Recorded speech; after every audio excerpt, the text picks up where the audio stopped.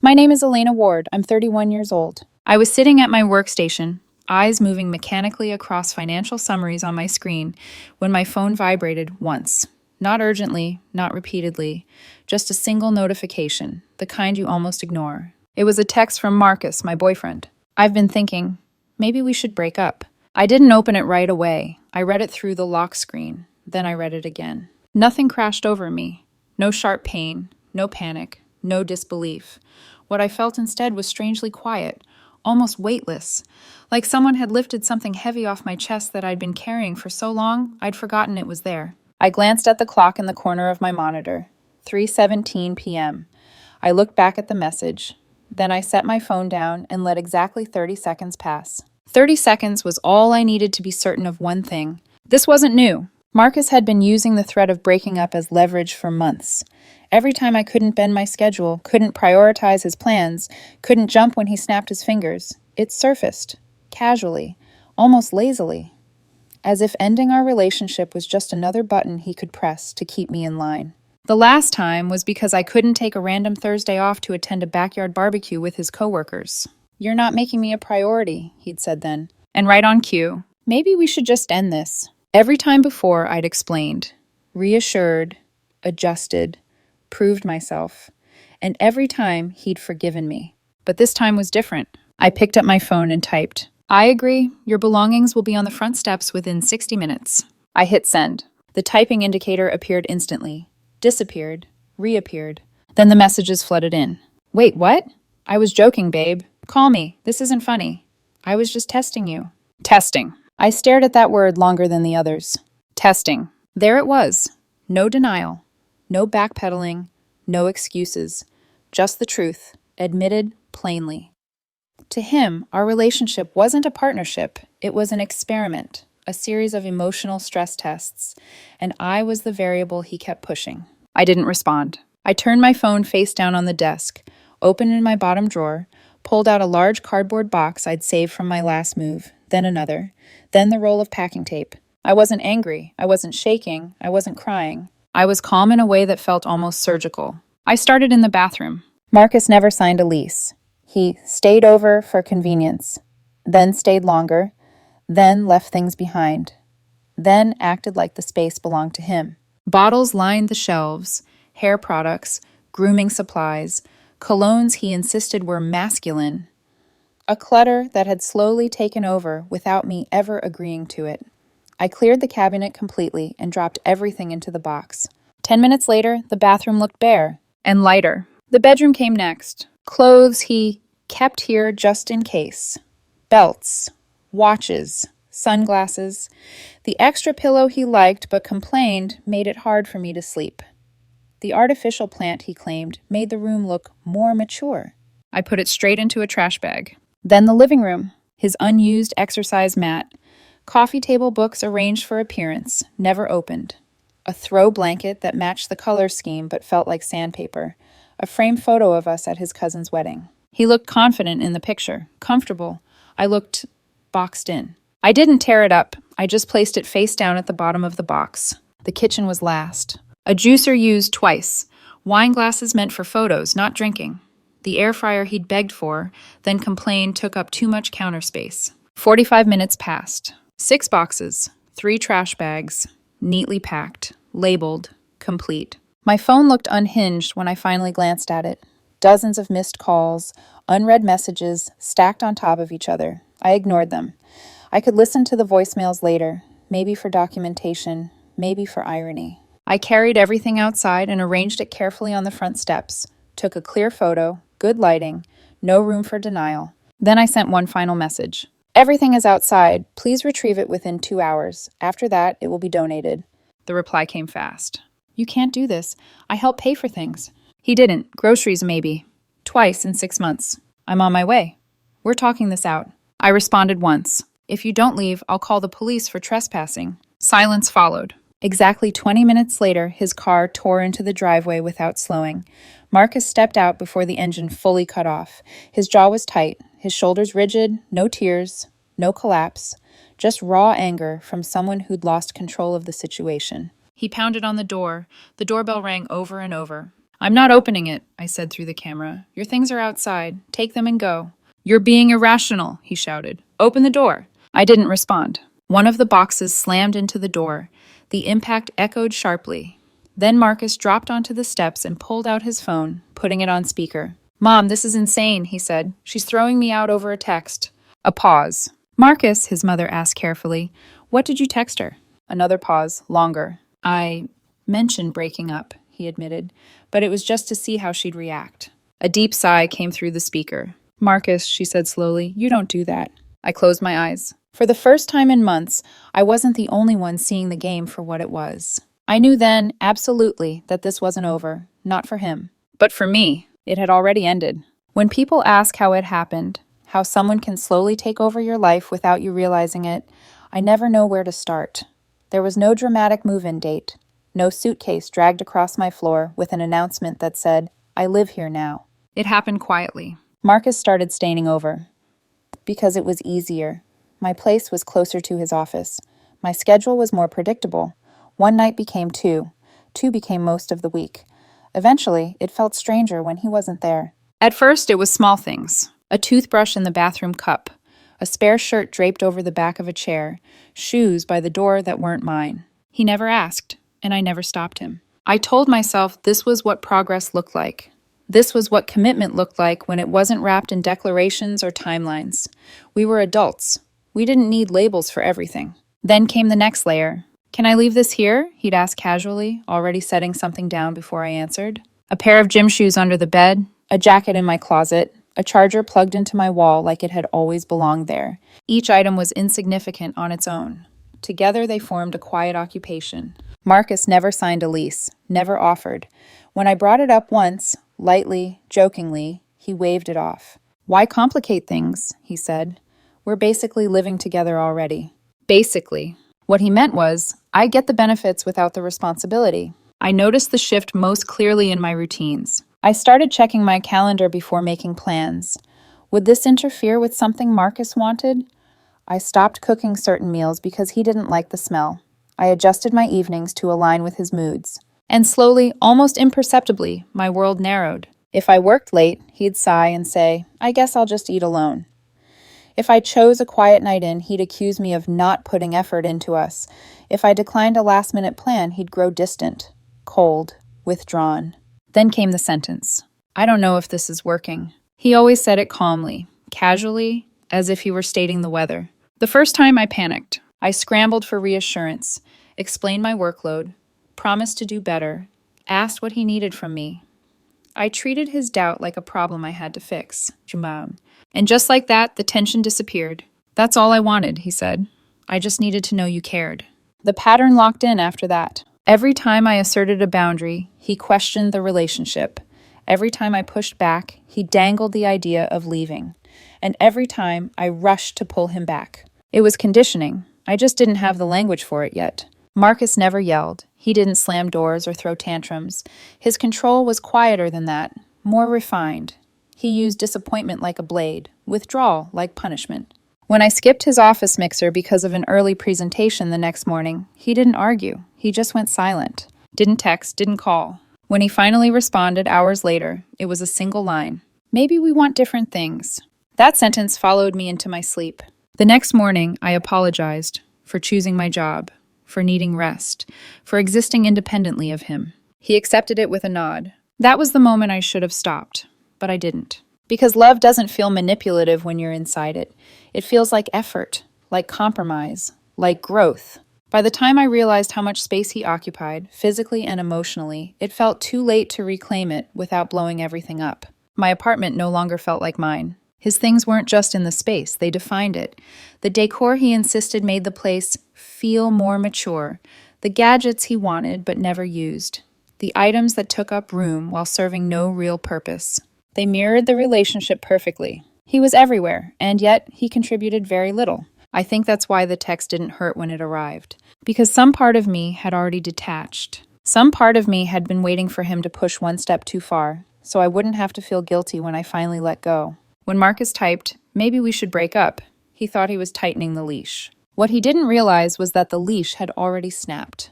And once it did, everything he'd been balancing so carefully, his comfort, his access, his control, came crashing down all at once. I didn't hear from Marcus again until he was already on his way. That, too, was familiar. He never respected the pause. Silence to him was something to bulldoze through, not sit with. If he couldn't control the narrative through words, he did it with presence. I watched his car pull into the driveway through the door camera feed, my phone resting on the kitchen counter. The image was steady, clear. There would be no confusion later about who came where and when. Marcus stepped out fast, like momentum alone could force the situation back into his favor. He didn't look lost or devastated. He looked offended, like someone who had just been told no for the first time and couldn't compute it. That reaction told me everything. If this breakup had actually hurt him, if it had surprised him, he would have slowed down, hesitated, tried to talk. Instead, he came in hot, already angry, already sure this was something he could still reverse if he pushed hard enough. He rang the doorbell once, then again, then knocked, hard. "Elena," he called through the door. "Open up." I stayed where I was. The boxes sat neatly on the front steps, exactly as I'd left them. 6 cardboard boxes, taped and labeled. 3 heavy-duty trash bags tied tight. Everything accounted for, everything visible. There was no chaos in how I'd done it, no pettiness, no destruction. That, I think, bothered him more than anything. "This is insane," he said, his voice sharper now. "You're overreacting." I pressed the intercom button on my phone. "Your things are outside," I said evenly. "Take them and leave." "You don't get to do this," he snapped. "We didn't even talk." "You ended it," I replied. I agreed. There was a pause. I could see him glance down at the boxes, then back up at the camera, like he was recalibrating. "That was a joke," he said. "You know that." I didn't answer. That's when he lost control. One of the boxes lifted off the steps and slammed into the front door. The sound echoed through the house, sharp, hollow, unmistakable. I flinched, but I didn't move. "Open the door," he demanded. "Right now." "No," I said. "Take your things." He stood there breathing hard, fists clenched at his sides. Not crying, not pleading. Just raw anger from a man whose leverage had vanished. Then he did what Marcus always did when he wasn't getting his way. He called his mother. I watched him pace while the phone rang, the camera capturing every second. When she picked up, he put it on speaker without hesitation, because Marcus liked witnesses when he believed he was in the right. "Mom," he said, voice tight. "She's kicking me out, over a text." "What text?" his mother asked. There it was, the moment. Marcus hesitated, just a fraction too long. "I said maybe we should break up," he admitted, "but I was just trying to see how she'd react." The silence on the other end stretched. Then his mother spoke, slower this time, measured. "Marcus," she said, "that's not something you test people with." His jaw tightened. "You don't understand." "No," she interrupted, firmer now. "I understand perfectly. If you threaten to leave someone, you have to be prepared for them to let you go." I closed my eyes. I hadn't expected that, not from her. Marcus looked stunned, not hurt, but blindsided, like he'd assumed the rules would bend for him, the way they always had. "So you're taking her side?" he asked. "I'm telling you to come home," she replied. "We'll figure out your next steps." He ended the call without another word. For a moment, he just stood there, staring at the boxes, at the reality of what he'd done. Then he scooped them up, roughly, angrily, loading them into his trunk, like they were insults instead of possessions. One by one, he cleared the steps. Before getting into his car, he looked up at the camera. "You'll regret this," he said flatly. I didn't respond. I waited until his car disappeared down the street before I exhaled. My house was quiet again. Truly quiet. No tension humming under the surface. No anticipation of the next emotional test. I knew even then that this wasn't the end of Marcus's reaction. Men like him don't let go when they lose control. They escalate. The first night after Marcus left, I slept without interruption. No phone lighting up beside the bed. No low-grade tension humming through the apartment. No calculating how he might react to something I hadn't even done yet. When I woke up, my mind felt clear in a way that startled me. That clarity lasted until 2:18 a.m., when my phone vibrated once on the nightstand. A text from Marcus. "I'm not okay." I stared at the screen for a few seconds before picking it up. Another message followed. "I haven't been sleeping. Everything feels off." I sat up slowly. This wasn't panic. This wasn't concern. It was recognition. Marcus wasn't reaching out to share how he felt. He was testing whether emotional vulnerability could still pull me back into orbit. What do you mean? I typed. The reply came quickly. I feel empty. Like I messed everything up. I don't usually talk about this, but I think I might be depressed. There it was. Not a diagnosis, not a cry for help. A label dropped carefully into the conversation, heavy enough to trigger guilt, vague enough to avoid responsibility. Marcus had never spoken about mental health before. He didn't introspect. He didn't articulate feelings unless it served a purpose. And right now, the purpose was clear. I'm struggling because you shut me out, he added. I read that sentence twice, then once more. That was the pivot, the quiet transfer of blame. His emotional state wasn't something happening to him. It was something being done by me. I didn't respond immediately. When I did, my message was deliberate. I'm sorry you're feeling unwell, but we're no longer together. The typing bubble appeared, disappeared, reappeared. So that's it? You're just walking away while I'm falling apart? I exhaled slowly. Marcus wasn't asking for support. He was demanding proximity. He wanted me back in the role I'd always played, the stabilizer, the regulator, the emotional safety net. If you're struggling, I replied, you should talk to a professional or someone you trust. There was a long pause. Then, I don't trust anyone else. That line was intentional. Isolation framed as intimacy, dependence framed as connection. That's not something I can fix, I wrote. And it's not my responsibility. The silence that followed felt heavier than any argument we'd ever had. When Marcus replied again, the tone had shifted. You've changed. You used to care. I almost smiled. That sentence was familiar. It always appeared when his usual tools stopped working. When anger failed. When guilt didn't land. I didn't respond. By morning, the story had moved online. Marcus posted a photo. Him sitting alone in his car, jaw tight, eyes dull. No tears, no dramatics. Just exhaustion curated for sympathy. The caption read, hard to admit when you're not okay. Some people leave the moment things get heavy. Comments flooded in within minutes. Stay strong, man. Mental health matters. Not everyone can handle real life. I watched quietly. Then Marco, one of the few people who didn't indulge emotional theatrics, commented, didn't you text Elena saying you wanted to break up? The post disappeared less than an hour later. Marcus didn't message me about it. Instead, he pivoted again. You still have some of my stuff. I replied once. Everything was placed outside and collected. I have footage. A few minutes passed. You really don't care what this is doing to me? I didn't answer. That afternoon, my office receptionist called me. Elena, she said carefully, someone is insisting on speaking with you.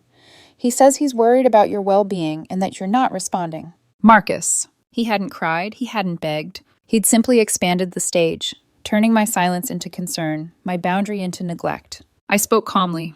Do not put him through again, I told her. He is not authorized to contact me at work. When she hung up, I sat there for a long moment, staring at my screen. It was clear now. Denial hadn't worked. Anger hadn't worked.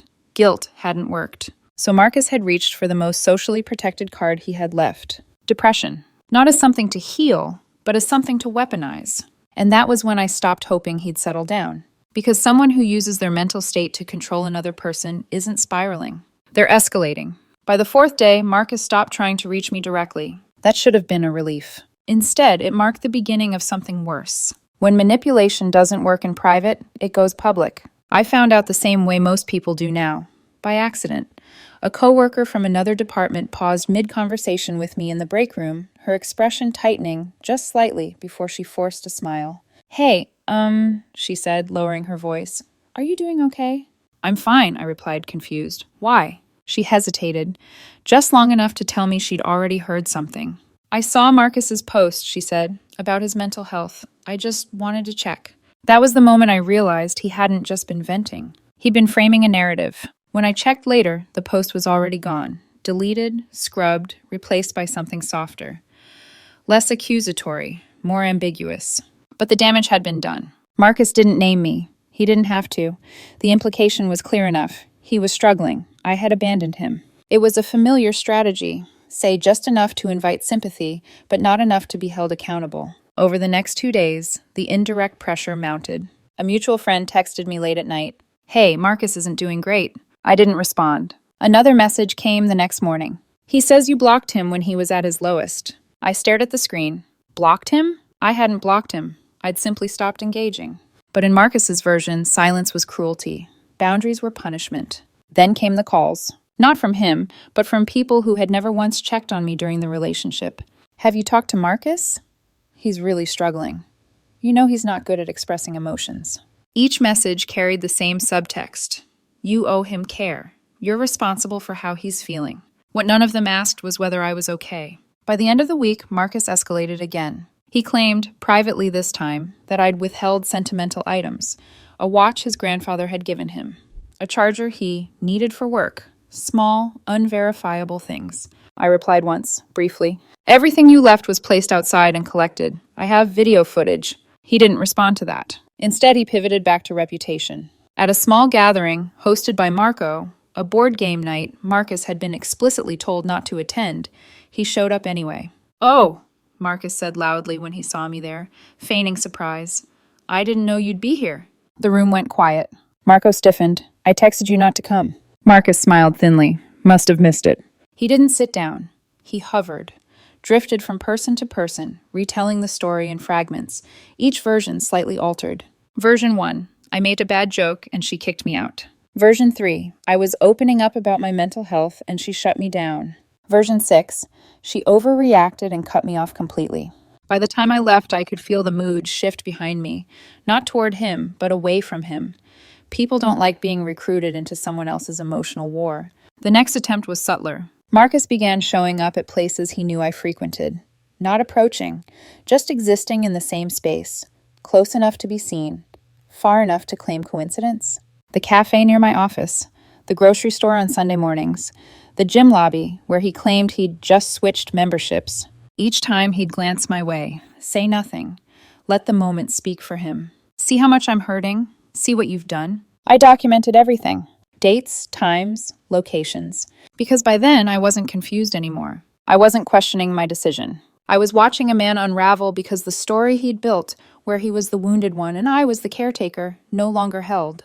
And when character assassination didn't win him allies, he moved on to something more dangerous. The first time Marcus showed up near my office, I told myself it was coincidence. The building housed multiple companies, a cafe on the ground floor, a shared parking structure. It wasn't impossible that our paths might cross. The second time, I stopped pretending. I noticed his car idling across the street during my lunch break.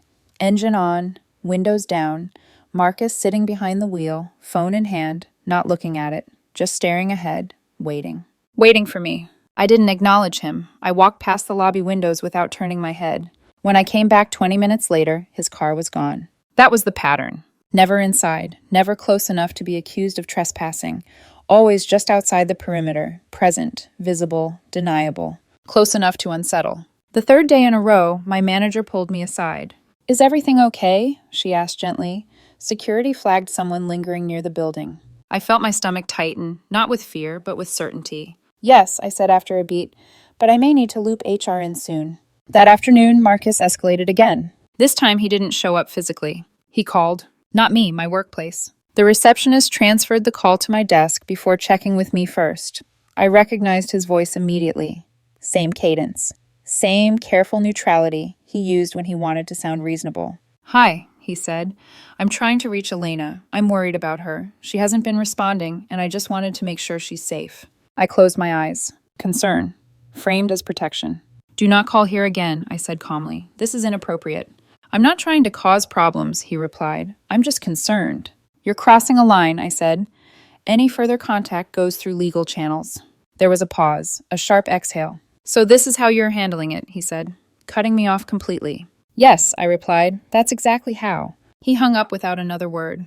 Within an hour, HR asked to speak with me. I explained everything, succinctly, factually, the breakup, the messages, the social posts, the appearances near the building, the call. I didn't editorialize. I didn't dramatize. I showed them screenshots. The tone of the meeting shifted immediately. This is concerning, the HR manager said.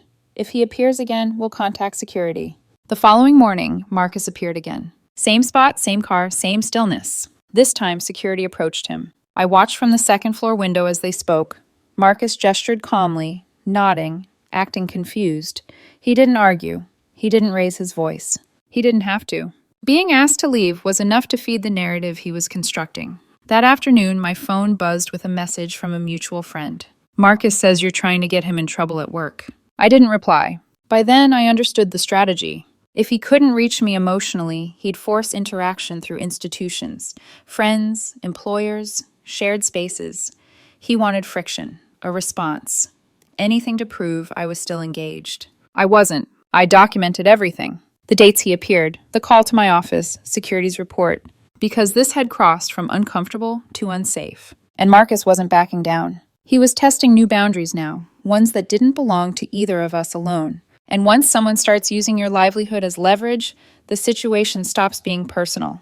It becomes procedural. Marcus stopped appearing near my office after security intervened, for exactly 3 days. Just long enough for me to exhale, just long enough for him to change tactics. I found out about the new girlfriend through a message I hadn't expected. It came from a number I didn't recognize. Hi, I'm not trying to start drama, but I think you should know what Marcus has been saying about you.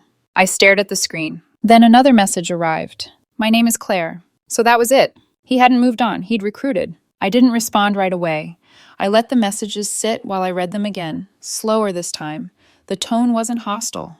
It wasn't confrontational. It sounded uncertain. Curious. The kind of curiosity that forms when someone senses they've only been told half a story. He says you were controlling, that you cut him off when he was depressed, that you're trying to ruin his life.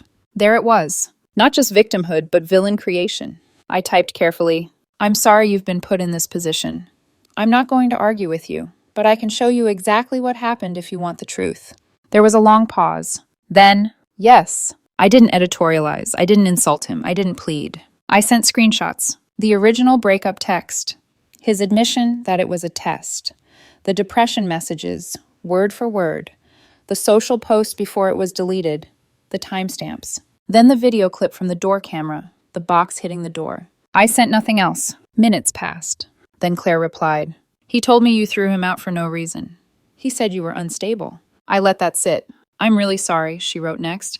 I didn't know. I didn't feel triumphant. I felt tired.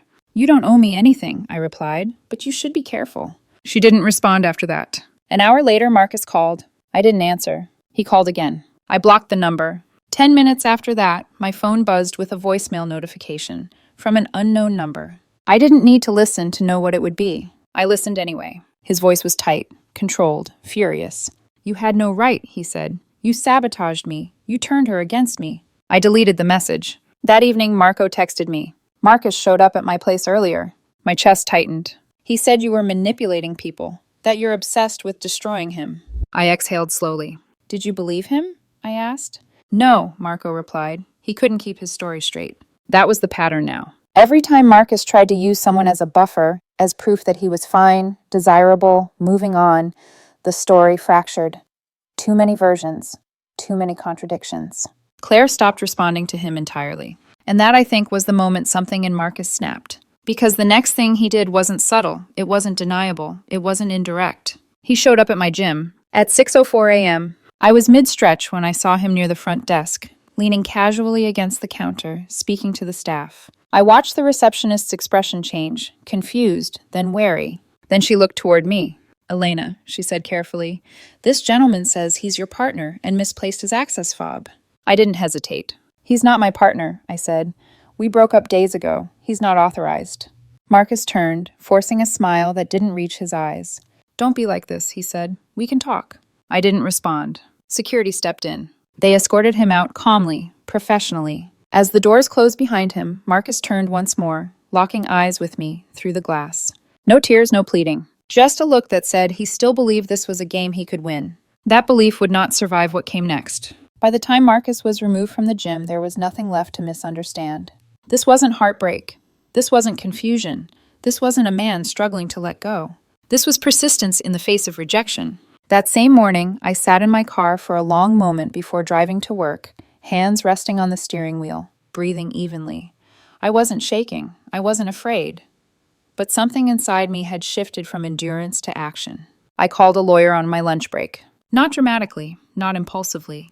I explained the timeline, the breakup text, the test, the boxes, the online posts, the depression messages, the appearances near my office, the call to my workplace, the gym incident. I had documentation for all of it. Screenshots, dates, times, security reports, video footage. The lawyer listened without interrupting. When I finished, she said one sentence that confirmed what I already knew. This qualifies as harassment. We filed for a restraining order that afternoon. I didn't tell Marcus. I didn't warn him. I didn't give him another chance to reinterpret my silence as cruelty. 2 days later, he proved the order was necessary. I was leaving work when I saw him across the street. Not pacing, not yelling, just standing there holding a sign. "Let's talk." He didn't step forward. He didn't call my name. He just stood there, close enough to be seen, far enough to claim restraint. Security called the police. Marcus tried to laugh it off when they approached him. "It's a misunderstanding," he said. "We're just having relationship issues." One of the officers turned to me. "Ma'am," he asked, "do you know this man?" "Yes," I said. "He's my ex-boyfriend, and he's been asked not to contact me." Marcus stiffened. "That's not true," he said quickly. "She's exaggerating." I handed the officer my phone. The messages, the screenshots, the timestamps, the video. The officer scrolled in silence. "Sir," he said finally, "she's made her boundary clear. You need to leave." Marcus's smile disappeared. The following week, we were in court. Marcus arrived confident, clean-cut, calm. He wore the same expression he used whenever he thought he could talk his way out of something. The judge reviewed the evidence carefully. The original text where Marcus suggested breaking up, his admission that it was a test, the subsequent messages, the social media posts, the security reports, the gym incident. When the judge looked up, his voice was steady. "Mr. Hale," he said, "you terminated the relationship." Marcus opened his mouth, then closed it. "Everything that followed," the judge continued, "constitutes unwanted contact." Marcus tried one last angle. "It was a misunderstanding," he said. "I thought she knew I didn't mean it." The judge leaned back slightly. "Why would anyone joke about ending a relationship?" he asked. Marcus hesitated. "To see if she cared," Marcus said. The judge nodded once. "That's manipulation," he said, "not communication." The order was granted. Marcus was required to stay 500 feet away from me, my residence, and my workplace. No contact, no intermediaries, no exceptions. I thought that would be the end of it. I was wrong. Marcus didn't violate the order outright, but he tested its edges. Notes delivered through mutual acquaintances, returned unread. His mother calling from a blocked number, blocked. Burner social accounts, reported. Appearing at places just as I was leaving, technically outside the distance. Each attempt was logged. Each one reinforced the record. The final straw came when HR called me again. "Marcus applied for a position here," they said. "Different department, same building." The legal team shut it down immediately. Marcus threatened to sue for discrimination. The company's lawyers handled that swiftly. After that, the attempts stopped. Not because he understood, but because there was nowhere left to go. Once the restraining order was in place, the noise around Marcus began to fade. Not all at once, not cleanly, but inevitably. The first thing to go was his audience. People who had rushed to comfort him in the early days started pulling back, not out of loyalty to me, but out of exhaustion. Marcus couldn't stop telling the story, and every time he told it, the details shifted. One day he was joking. The next, he was opening up emotionally. Then he was being abandoned during depression. People notice patterns like that, eventually. Marco told me later that at one gathering, Marcus had spent nearly the entire evening moving from one person to another, retelling the same breakup like it was a script he couldn't stop rehearsing. By the fifth retelling, someone asked him a simple question. "If you broke up with her, why are you acting like she left you?" Marcus didn't answer. The second thing to go was his safety net. Claire, his new girlfriend, the one he'd tried to use as proof that he'd moved on, cut contact completely after the truth surfaced. She didn't confront him. She didn't argue. She just disappeared. Lauren, the friend who had let Marcus crash on her futon for a few days, finally reached her limit. He wasn't looking for a place to stay. He was looking for an audience. After the gym incident, the police warning, and the restraining order hearing, Lauren asked him to leave. Marcus went back to his parents' house. This time there were conditions. Rent, boundaries, therapy appointments. The third thing to go was his job. Not because I did anything, but because Marcus stopped showing up. He missed shifts, ignored follow-ups, didn't return calls. 2 weeks after the court hearing, he was terminated for repeated no-shows. The fallout spread quickly. People who had once shared his posts quietly removed him from group chats. Invitations stopped coming. Messages went unanswered. The narrative he'd tried to control finally outran him. The most unsettling part wasn't that he lost things. It was that he didn't seem to understand why. Marcus told anyone who would listen that I had destroyed him, that I had orchestrated the entire thing, that I'd turned people against him out of spite. But the truth was simpler and harsher. I had stopped participating. And without my reactions to anchor him, everything he'd built collapsed under its own weight. 6 weeks after the restraining order was finalized, my lawyer forwarded me one last communication. A letter from Marcus's therapist. It was professional, polite, carefully worded. The therapist explained that Marcus was working through the emotional aftermath of the relationship and believed that a mediated conversation could assist his closure process.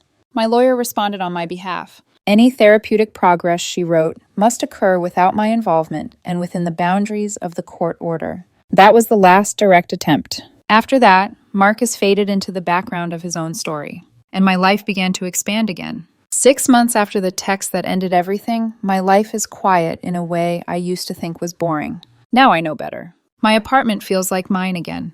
The corners are clear. The shelves hold things I actually use. The bed no longer has decorative pillows that serve no purpose. The space isn't curated for anyone's approval. It exists for my comfort. I didn't rush into another relationship. I dated lightly. Coffee here, a dinner there. Nothing that required explanations or emotional negotiations. For the first time in a long while, I wasn't managing anyone else's reactions. Work stabilized too. Without the constant background stress, my focus sharpened. I took on projects I'd been putting off, spoke up in meetings instead of calculating how my schedule might inconvenience someone at home. 2 months ago, I was promoted. I didn't announce it online. I celebrated quietly, with takeout, a glass of wine, and an early night. The only unexpected encounter came at the grocery store. I was reaching for a bag of coffee beans when I heard my name. Elena. I turned. Marcus's mother stood a few feet away, cart half full, her expression careful but sincere. I didn't expect to see you, she said. Neither did I replied. There was a pause, awkward but not hostile. I'm sorry about everything, she said finally. Marcus is working on himself. I nodded. I hope that helps him. She hesitated. He knows he messed up. The testing. All of it. I didn't raise him to treat people that way. I know, I said, and I meant it. She looked relieved by that. You were good to him. Were, I thought. Out loud, I said, it's in the past. She gave a small, resigned smile. You're a good person, Elena. I appreciate that, I said. Take care. We went our separate ways. That night, I thought about how easily everything could have gone differently. If I'd answered that text with fear instead of clarity. If I'd tried to prove myself one more time. If I'd accepted the test. Marcus had expected a fight, a plea, a dramatic gesture of devotion. What he got was agreement. And that agreement dismantled everything he thought he controlled. That's the lesson. When someone threatens to leave in order to keep power over you, let them go. If they wanted to stay, they wouldn't weaponize departure. And if being abandoned is part of a test, the relationship has already failed. My only regret is not acting sooner.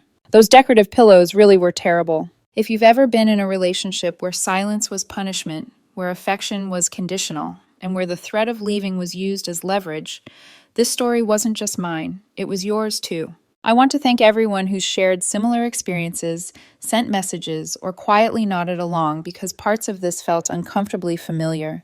You're not weak for staying, you're not cruel for leaving, and you're not heartless for choosing peace. Let this be the reminder. Love doesn't test you by threatening to disappear. Care doesn't demand you prove yourself under pressure, and real connection never requires you to shrink. If this story resonated with you, feel free to comment and share your thoughts below. Your voice might be exactly what someone else needs to hear today. And if you want more stories like this, real, raw, and grounded in hard-earned lessons, don't forget to subscribe. I'll see you in the next video, and in the meantime, take care of yourself.